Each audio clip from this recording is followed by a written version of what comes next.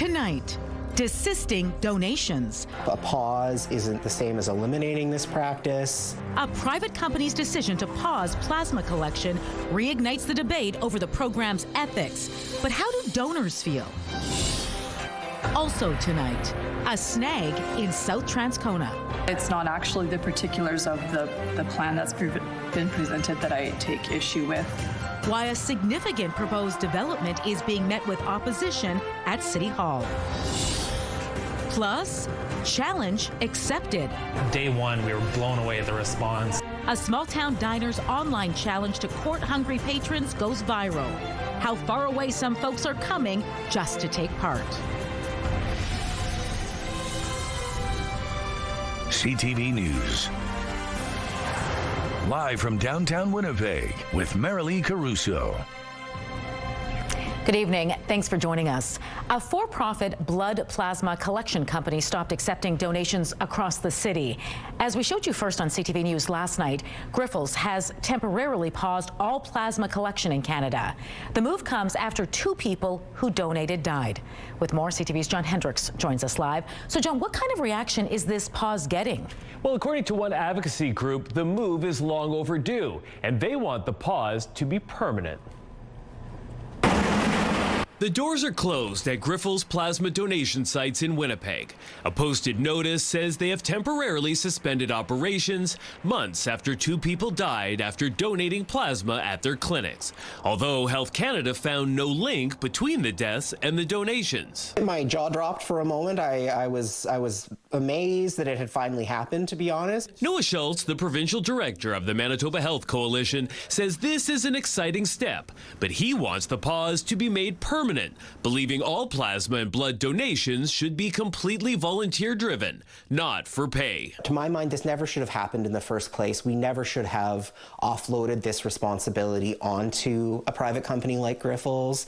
Health Canada and CBS need to run these things internally. I don't think there's anything wrong with it. This man, who didn't want to be named, says he's donated plasma at Grifols many times.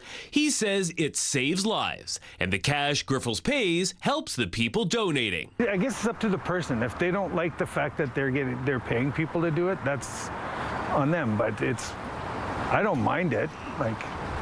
It's extra money. Money that's now unavailable to donors. They become dependent on Grifols through no fault of their own, and now through no fault of their own, that income stream has disappeared. So again, I come back to the fact we never should have set this up in the first place, and we have to stop digging deeper into that hole of dependence to say, well, we simply can't do anything different. It all starts thanks to the generosity of donors. For its part, a spokesperson for Grifols tells CTV News it has implemented policies and processes that go beyond regulatory requirements to enhance donor safety and benefit patients. And, quote, in light of the unfounded attention that has been focused on compensated plasma collection, Grifols has proactively and voluntarily decided to pause plasma collection activities at all its plasma donation centers in Canada. It will allow Grifols to work with Health Canada and Canadian Blood Services on the framework needed to support the continued development of a sustainable and robust plasma collection network. Now, a spokesperson for Health Canada says an investigation found several compliance concerns, which led it to issue a notice of non-compliance rating for Grifols' Taylor Avenue site. The Federal Health Department says now those compliance concerns need to be addressed, and it welcomes the operator's decision to temporarily close its collection sites. John, what kind of an impact is this pause going to have on the supply of plasma? Marilee, I reached out to Canadian Blood Services today. In a statement, a spokesperson says it won't affect the availability of plasma-derived products for patients. It says they have sufficient inventory and established supply arrangements in place that will ensure patients continue to receive the products they need without interruption. And they also write, the pause will allow Grifols to complete staff retraining as part of its comprehensive action plan that's been underway for some time. All right, thanks for this, John. City councillors have rejected a plan for a sizable development in South Transcona. By virtue of where this is geographically located and the complexity of the site, it's impossible to build this without massive amounts of new capital spending that we don't have now and will probably never have. The proposal involved the development of some 1,300 acres between Plessis Road and Murdoch Road, south of Dugald. It was expected to provide some 7,800 housing units and support 950 jobs. However, the East Kildonan Transcona Community Committee gave the idea a thumbs down yesterday, mainly citing cost as a factor in its decision. The committee said it would require at least $200 million of capital investment, which would be entirely funded by debt. It also raised concerns about the loss of agricultural land and the financial implications for existing residents who would have to hook up to the sewer system. The committee's recommendation still needs to make its way through City Hall, with full council having the final say. An update now on a story we brought you last month. The RM of East St. Paul has quietly updated its website to show the list of prospective candidates for the upcoming election. As we told you previously, some candidates and residents told CTV News they were concerned by a perceived lack of transparency over the RM's decision not to publish the names of those seeking election until a month before polls open.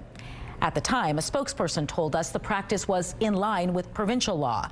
And while that may be the case, observers and the municipal relations minister told us it's much more helpful for voters to publish the information as early as possible. However, the RM's website now shows a list of prospective candidates who will officially be declared candidates once the nomination period begins in mid-September. In an email response to questions, CAO Suzanne Ward said the RM previously indicated only the list of official candidates would be available after the nomination period, which remains the case. She goes on to say the information now available lists the prospective candidates.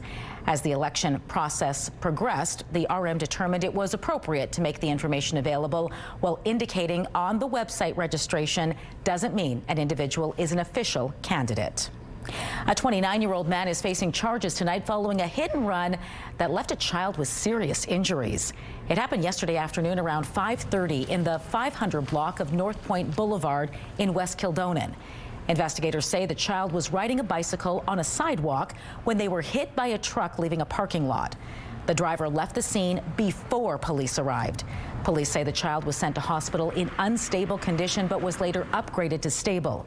A 29-year-old man is charged with dangerous driving, causing bodily harm, and failure to stop at the scene of an accident.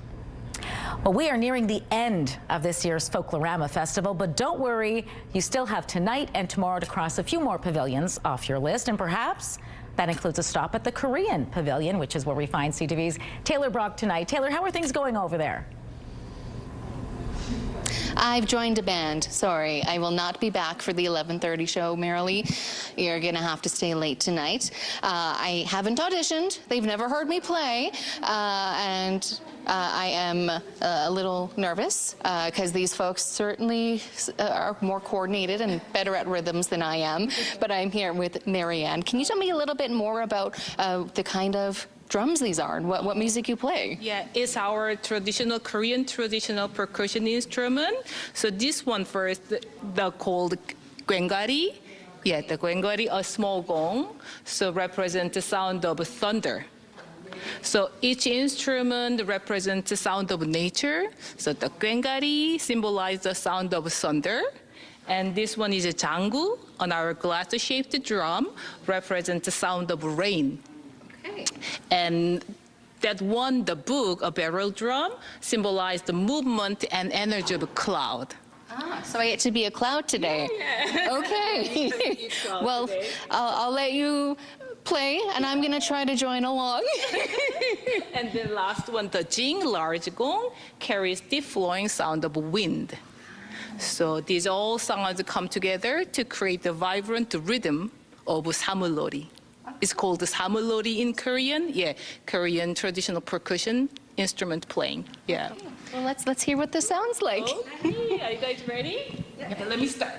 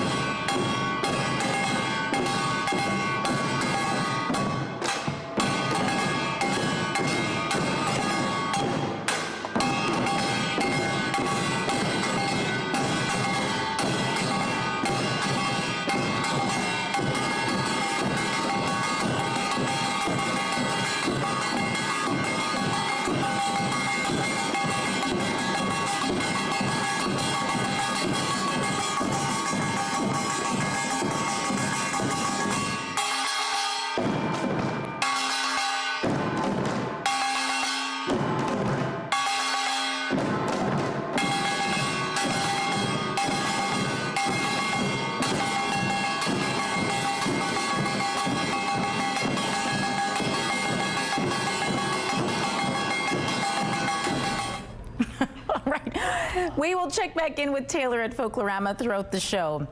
In the meantime, though, the province has issued an overland flood watch for some parts of Westman. It applies to much of southwestern Manitoba, extending north to the Dauphin region. The Hydrologic Forecast Centre is warning significant rainfall is expected west of Brandon, including the Verdun and Melita areas, and could extend westward into the Saskatchewan portion of the Souris River Basin. There is the potential for as much as 100 to 120 millimeters of rain in those areas. And speaking of rain, Colleen Brady is here to put a damper on our weekend forecast. That's what I do. I'm only here to help. Not Let's off go to back a out great to Taylor at the Korean Pavilion. Let's get more drumming, yeah. It's a rain drum. Well, listen, the rain is going to keep on coming in Manitoba tonight, particularly here in the south. Not so much in the north. You've had enough over the last few days, as you well know. Enjoy that sunshine. It'll be a clear night tonight. You'll get some sunshine this weekend. We will too here in the south, just not so much tomorrow. But as for this rain right now, put it into some perspective. Brandon, well, that rain rolled in at about 2 o'clock this morning. It's been raining ever since, and Brandon isn't even under the rainfall warning that Environment Canada issued. So this is in addition to the warning issued by the province regarding overland flooding. Now, all these warned areas issued by Environment Canada, a yellow warning for rainfall, including Boissevain, Deloraine, Hartney, Melita, Verdun, those same areas generally speaking under the province's warning. Environment Canada's forecasting suggests anywhere from 50 to 70 millimeters widespread in those other areas. Other areas outside the warned region, we're going to get soaked too, including here in Winnipeg. I'll show you when that rain is expected to move into our city and how long that will last. But for now, let's take a look through the CTV Live Eye. It's brought to you by Bath Fitter, your bath and shower experts for more than 40 years. Dry now, but it won't last too long. 19 degrees, winds from the east-northeast. The pressure's falling, and the humidity right now, merrily, is 69%. Thanks, Colleen. Visitors from around the world, France, Northern Ireland, Mexico, and beyond are all coming all the way to a small family-run restaurant in rural Manitoba. CTV's Danton Unger explains how a small social media challenge has put this little restaurant on the map. A 2-hour drive southwest of Winnipeg, you'll find the Somerset Food Bar, famous for its fried chicken and friendly faces. It's quintessential small-town Manitoba. All the locals love coming here. It's their getaway from home. But this summer, it's also become a global destination. All over the world, we've had people from as far as Belgium and France stop in. It all started back in July, the dog days of summer when business at the restaurant typically slows down. Manager Jay Friesen created a simple social media challenge and posted it online. We challenged ourselves to get 60 towns to visit our little restaurant in 60 days. We thought 60 towns would be difficult enough to get this summer in 60 days, and day one we were blown away at the response. Friesen's challenge went viral, and in just 10 days, people from across Manitoba had filled the list. But it didn't stop there. As word of the challenge spread, people kept showing up. Yorkton, Saskatchewan, Mather, Pansy, Phoenix, Arizona, what? Since then, we've upped the level to 100 and now all the way to 200, and we're getting near that goal as well. As of Friday, Friesen has welcomed visitors from 186 towns. On this list, communities from across Canada and at least 9 different countries. It's exciting for them to just be part of this crazy little Manitoba story. Even the locals have been enjoying the fresh faces around town. I think it's great to have little small town businesses part of the larger community. With a few weeks left of summer, Friesen is looking forward to seeing how many more visitors from home and abroad may pop in for a visit. It's really turned into this like grassroots support local, all Canadian, just local support challenge. It's hard to put into words sometimes. Danton Unger, CTV News, Somerset, Manitoba. Well, there's no doubt trees add beauty to the neighborhoods where they reside, but they also serve a practical purpose, protecting us from the heat. Now, researchers at the University of Manitoba want to establish the best methods for maximizing the shade. It's not just a number of trees that we're planting, it's also the type of trees we're planting, because we want our trees to survive. That's Yuhao Liu from the U of M's Department of Landscape Architecture. His research involves using both drones and satellite imagery to chart exactly where shade falls and which areas are exposed to more heat and what influences both. Then he looks for patterns to tell us how various tree species, building materials, and street designs can help keep us cool. So with these multi-decadal data, we can now see, okay, whether or not this part of the neighborhood, perhaps the trees are suffering, perhaps from drought, perhaps from disease, like you mentioned earlier, Or we can also see places that trees are growing really, really well. Then we can study, okay, what are we doing that helps the trees grow so well in those type of neighborhoods. And it's not just Winnipeg. The team is using this method to chart trees and shade cover in 19 different cities across Canada. A couple of traffic notes to tell you about tonight. Beginning at 7 o'clock Monday morning, Plessis Road between Autumn Way and Camille Sis Street will be closed to traffic in both directions. Traffic between Camille Sis and Dugald Road will be restricted to northbound only, and two-way traffic will be permitted between Fermor Avenue and Autumn Way between Monday and Friday. After that, it will revert back to northbound traffic only. Things are expected to be back to normal later this year. And a reminder, you can also expect some complications in the area of St. Anne's Road and Abinogi-Mikina. Northbound St. Anne's Road traffic is being directed onto eastbound Abinogi-Mikina this weekend, and southbound St. Anne's Road traffic is being directed onto westbound Abinogi-Mikina. No left turns or through travel will be allowed for south or northbound traffic. Abinogi-Mikina will be down to one lane of through traffic in each direction. Because of this, drivers won't be able to make left turns onto St. Anne's Road. These detours begin tomorrow at 6 a.m. and don't end until Sunday at 6 p.m. A surprise plea for Luigi Mangione. Mr. Mangione has accepted full responsibility for the death of Brian Thompson. The Ivy League grad is still facing life in prison, the latest when we return. Night, crude oil added $1.15. The Canadian dollar rose about 72 cents U.S. Gold gained nearly $17. The TSX dropped 29 points. The Dow Jones lost 107 points, while the Nasdaq closed 73 points lower. Now to a story about an alleged military discrimination. A veteran is taking the Canadian Armed Forces to court, challenging the constitutionality of policies which allegedly ban potential new recruits who are living with HIV. CTV's Rachel Aiello has the details. JB, whose identity CTV News has agreed to protect, served in active duty with the Canadian Armed Forces for 13 years. 5 years in, he was diagnosed by a military doctor with HIV. He began taking medication and continued serving for 8 more years, including deploying on a peacekeeping mission to Mali in 2019.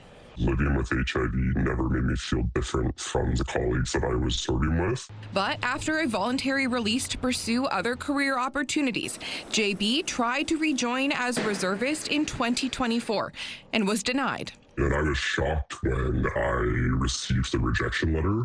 That letter from the recruiting medical office explicitly cited his HIV status, stating that because of this, he did not meet the military's enrollment standards. My diagnosis seems to carry more weight than the record I already built in uniform. The 38-year-old is now taking the Canadian military to court, challenging the constitutionality of their policies that list HIV as grounds for disqualification. To deny carte blanche folks who are living with HIV just because they're living with HIV, it's discrimination. JB's lawyers argue applicants shouldn't be rejected based on outdated stigma. They hope the challenge will prompt the armed forces to re-examine their rules. From our perspective, both the science, the logistics, and the operational concerns have been addressed by other NATO countries. JB says he thinks this case could benefit all Canadians given the military's recruitment struggles, but hopes others living with HIV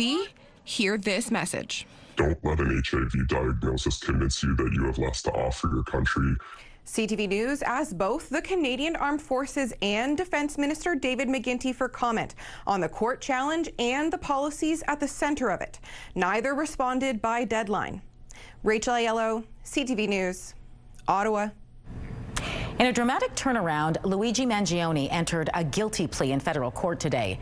The man accused of murdering a healthcare executive 2 years ago is also facing state charges. That trial is set to begin next month. Armando Garcia reports.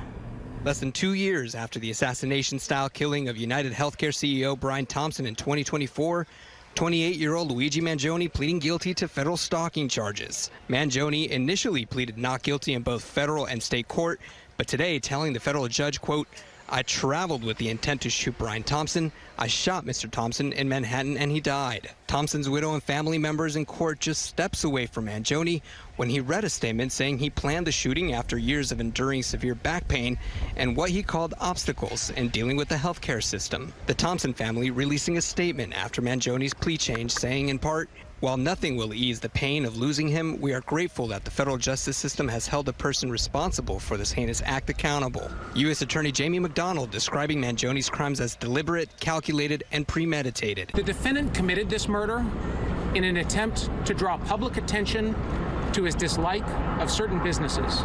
Mangione still faces multiple state charges, including second-degree murder. Moments after the hearing, his attorneys filing a motion to dismiss those charges on double jeopardy grounds. New York law does not permit a person to be prosecuted and punished twice for the exact same crime under a statute that governs successive prosecutions. The Manhattan District Attorney's Office says while federal sentencing is pending, it is prepared to move forward with the state case.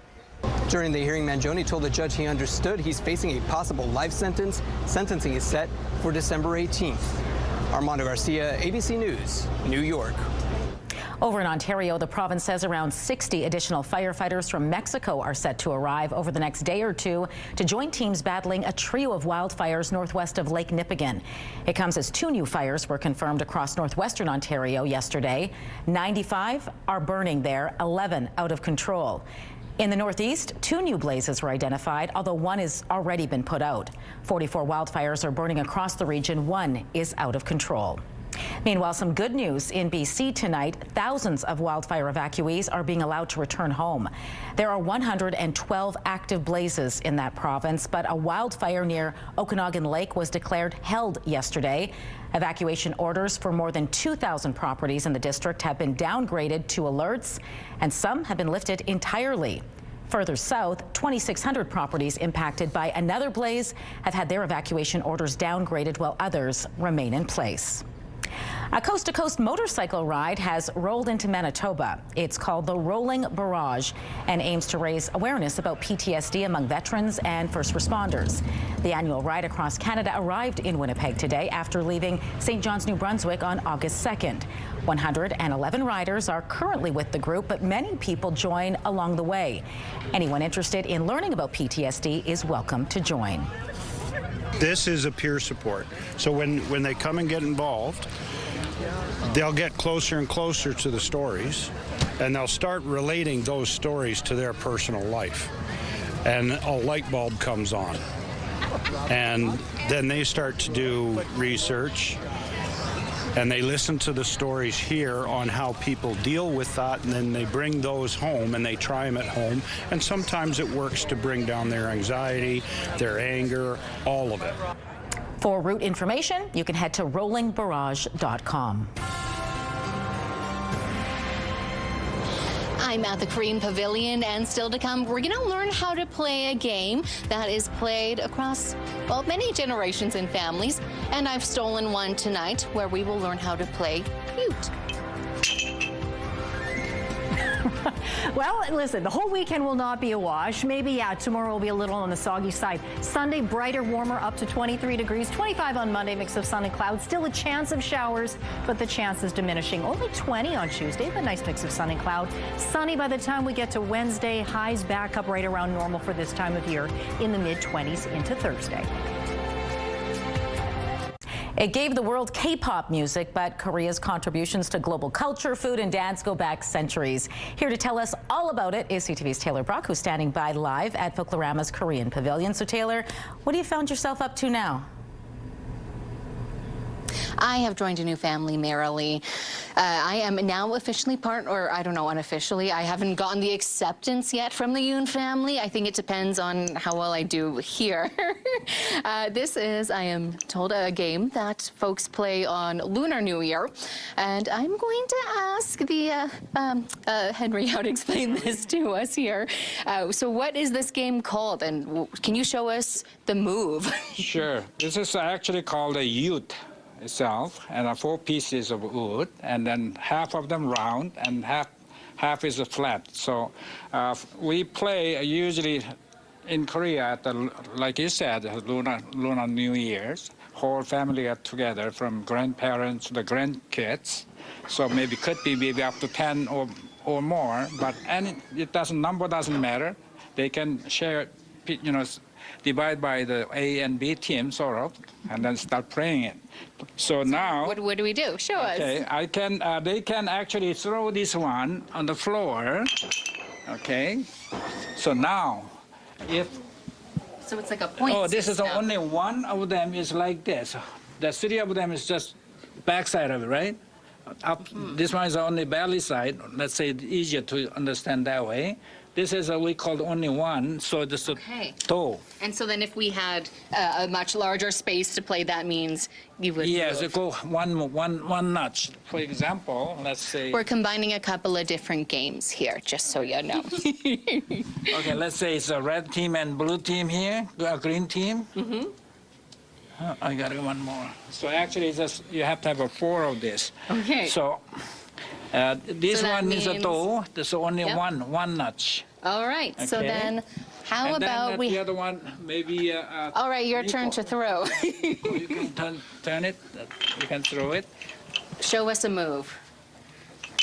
Ooh. Okay, you have it's called a cat. You have 2 of them is flipped like this. So you can go 2, 1, 2. Okay. Okay, now you can do it. All right, we've got one more turn each. Yeah. Let's see who Yeah. can get the furthest. Yeah. All right. Oh, that's a youth. Oh, So this is that like bingo, by the way.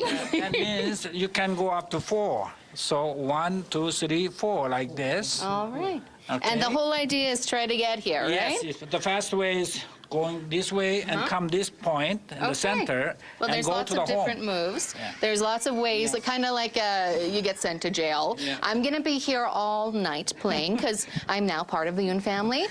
You're free to join merrily after the show because I have a feeling this is going to take me a while to learn.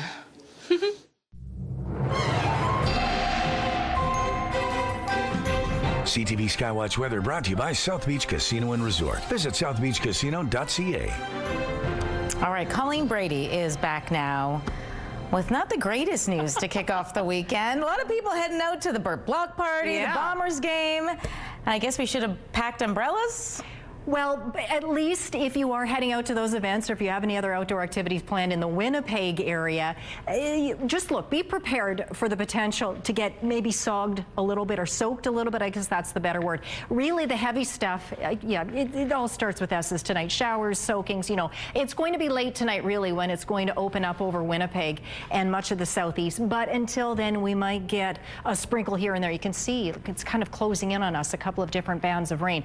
Heavy rain falling out in the southwest now, and that's where we have a rainfall warning that continues tonight. A yellow warning for rainfall issued by Environment Canada early today. These areas in the southwest corner can still expect anywhere from 50 to 70 millimeters of total rainfall amounts associated with this system by the time this rain rings out on Saturday morning. So until then, you're in it for a while. As I mentioned earlier, that rain moved in overnight. This is all courtesy of an inverted trough of low pressure that is out over the Montana area and over the northern plains in the states, lobbing all that rain into Canada and into Manitoba. Northwestern Ontario, this is all headed your way as well.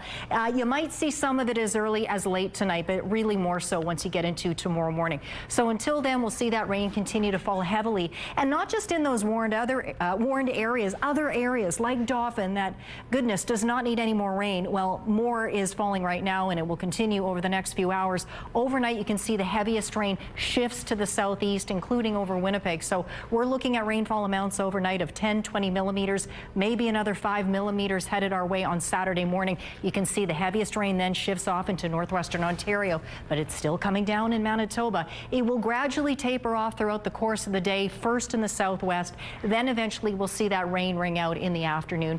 Into Saturday night we go. We start to clear out. That rain it's still coming down in northwestern Ontario, but much lightly, or more lightly, I should say. Sunshine returns on Sunday. So do warmer temperatures. So like I said, the whole weekend will not be a wash. We'll get some sunshine for the second half of the weekend Sunday. So for tonight for Winnipeg, 16 is the low. Along the way, we might get some rain showers this evening, but really it's overnight when we will get soaked into tomorrow morning. 21 is the afternoon high temperature. It will be a cloudy rest of the day. That said, the UV index for Saturday is still 5 or moderate. Up in the northeast tonight, Churchill, just a few clouds down to 11 degrees, partly cloudy for Gillam, Island Lake and Thompson. Thompson drops to 10 overnight, 20 there tomorrow. Outside chance tomorrow afternoon of a shower. Otherwise, a mix of sun and cloud, and 20 for a Saturday afternoon high. Best chance of showers tonight is over OCN and the Pod, down to 13 there. More showers around the region tomorrow, more widespread. Highs in the upper teens, low 20s. In the southwest tonight, well, you already know it's raining. It will keep on going tonight. It'll be a little windy too through Brandon and Neepawa, down to 12 degrees there. 12 overnight for Dauphin. We'll get that rain tapering off in the morning. Daytime highs in the afternoon, about 20 degrees, and you'll brighten up too. You'll get some sunshine tomorrow afternoon. Winnipeg in the southeast, again, be prepared for maybe a shower or two this evening, but really it's overnight when that rain will really open up over our region. Overnight lows 15, 16 degrees. It'll be cloudy once the rain stops, more so into the afternoon. Highs in the low 20s. To the east of the city, Pinawa and Sprague, you might even catch some afternoon sunshine. And in northwestern Ontario, cloudy tonight, those showers headed your way early tomorrow morning, really at the latest. Raining throughout the day. There's a risk of thunderstorms too, with highs in the upper teens, low 20s. So a little cool for this time of year. Our beautiful weather photo to start off with tonight is from Dawn. That was the setting sun over Victoria Beach last night. And speaking of which, Kathy said the sunflowers were showing off out in Oakbank as the sun was setting there. You can email us your weather photos to winnipegweather@ctv.ca. Thanks, Colleen. Zach is back. The Winnipeg Blue Bombers will get a big boost at quarterback tonight at Princess Auto Stadium. Zach Collaros is healthy and ready to lead the charge against the Ottawa Red Blacks. Here's CTV's Daniel Helmerson. He's a locker room leader, a fierce competitor, a calming presence in the huddle. The return of quarterback Zach Collaros couldn't have come at a better time for the Winnipeg Blue Bombers. He's been doing this a long time, and he just has a command and a presence, is probably the word I'm looking for, that is, it's unique to him. It's his style, right? It's authentic. Collaros suffered a neck injury back in early July and missed the team's next 4 games, a stretch where they went 2-2. The 37-year-old pivot says it's tough watching from the sidelines. It's definitely a different thing when you're sitting back and having to watch and not interacting, not calling the play, not the cadence, those things, especially as a quarterback who's done it for a long time. It's just kind of like in your DNA, so you definitely miss that. The Bombers are coming off a bye week following ugly losses to the Calgary Stampeders and BC Lions, where they were outscored a combined 87-49 in 2 mistake-riddled games. I mean, I think everybody wants to win every single game in our locker room. So I think we can empathize with people's frustration, because it is frustrating when you lose a game and a game that you think that you should have won. That bye week was just what the doctor ordered, and not just for Collaros. Offensive lineman Jarrell Broxton is among other players returning to the starting lineup. I feel like if we just work as a unit, I mean, we can do whatever we can to protect Zach, and I feel like he understands that and he trusts us to do that. Winnipeg will look to improve on their 4-4 record Friday night against an Ottawa Red Blacks team still searching for their first win of the season, while the Bombers are searching for consistency on both sides of the ball. We've obviously been able to do that for a long time here. It's important to remember that we can do that, and we just go out there and execute. Daniel Halmerson, CTV News, Winnipeg. Kickoff from Princess Auto Stadium is 7:30. New research from the University of Manitoba suggests men are much more likely to swipe left if a woman's profile lists one profession in particular. I'm going to speak with the lead researcher about those results when we return. It seems men are swiping left on female entrepreneurs. A new study out of the University of Manitoba found on dating apps, men are less likely to pursue a relationship with a woman if it lists her job as an entrepreneur. Shumei Lee led up that study and joins me now to discuss. Great to speak with you. Yeah, hi, nice to meet you. You have to answer this question for us. Why are women entrepreneurs in particular getting passed over? So our findings indicate that they are disadvantaged for mainly 2 reasons. The first one is the violation of stereotypical gender role expectations. So women are typically expected to be warm, communal, and kind, understanding, but female entrepreneurs provide the perceptions among male respondents that they are less communal and more agentic, and that violates their expectations. That's the first reason that we found. The second reason is related to time demand concerns. So male respondents are concerned that female entrepreneurs are too busy and they are too occupied by work, and that again is perceived less favorable among male respondents regarding online regarding a dating or marriage relationship formation. Yeah. Interesting. Based on your findings, how widespread is this thinking? So we did this study in China. So we did 2 field experiments on one of China's largest online dating website, and this platform is more long-term or serious relationship oriented. So we first studied 2 cities. One city is Shanghai, which is relatively international, and probably people hold less rigid gender role expectation. And the other city is Xi'an, which is part of the innerland part of China, and people typically hold more rigid, traditional, conventional gender role expectations. And we find that female entrepreneurs are disadvantaged in Xi'an sample only, but we didn't find disadvantages or penalties among those people in the Shanghai sample. So this probably means that our findings is generalizable to societies or cultures or population who hold conventional gender role expectations. Yeah. Okay, break down for us how this experiment worked, because when I was reading about it, it is really quite interesting. You used the same image of a woman, but just changed some of the details, right? Yes, exactly. So that's the purpose of field experiment. So in reality, we couldn't find 2 people who are the same in all aspects except occupation, and that's why we find doing experiments using a field study is most rigorous to examine our theory. So we basically set up 2 fictitious profiles of female on this website, and they use the same image of the female user, and we have set the same age, height, income, education background, the same for these 2 profiles. The only difference is their occupation. One profile is a female entrepreneur, a founder of the company, and the other is a manager working for a local company. So we then sent contact messages to male users of the platform, and then the contact message reads something like, I read your profile and I'm interested. If you are interested in me, you just reply.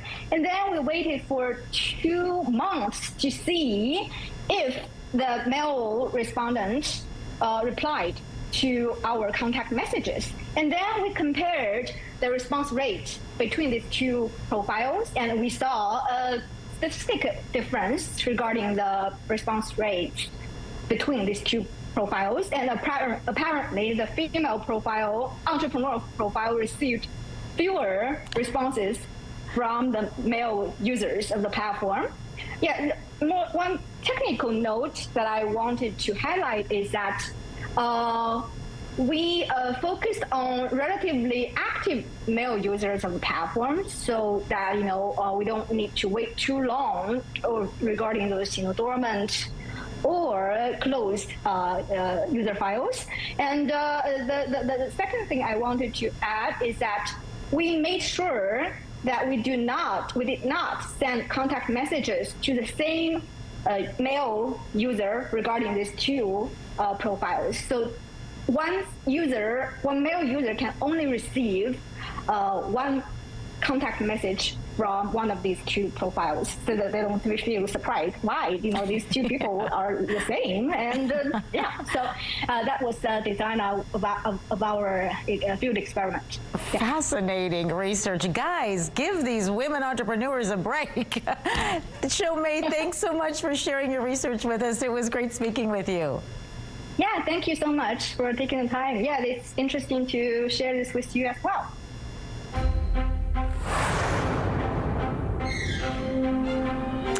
EU officials have agreed to study an experimental vaccine against Lyme disease. Pfizer and French-Swiss firm Valneva says trials have shown a 70% efficacy rate in people age 5 and above for a disease which currently has no approved vaccine.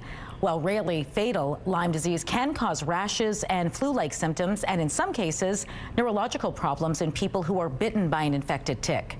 Research in 2022 estimated more than 14% of the global population has had the disease, warning transmission rates could rise as climate change brings longer, drier summers. Well, your daily cup of tea may be doing more than helping you wake up or relax. It could be helping protect your bones. A recent study of nearly 10,000 women aged 65 and older suggests tea drinkers may have a slightly higher bone density than those who don't drink tea. The study, published in the journal Nutrients, also found moderate coffee intake doesn't seem to help or hurt bone health, but drinking 5 cups or more a day weaken bones. Experts say regardless of which hot beverage you enjoy, it's only one small piece of the bone health puzzle. Experts say it's more important to prioritize getting enough calcium and vitamin D in addition to doing weight-bearing activities to keep your bones strong. Medical Watch is brought to you by Manuke and Koster Denture Clinic.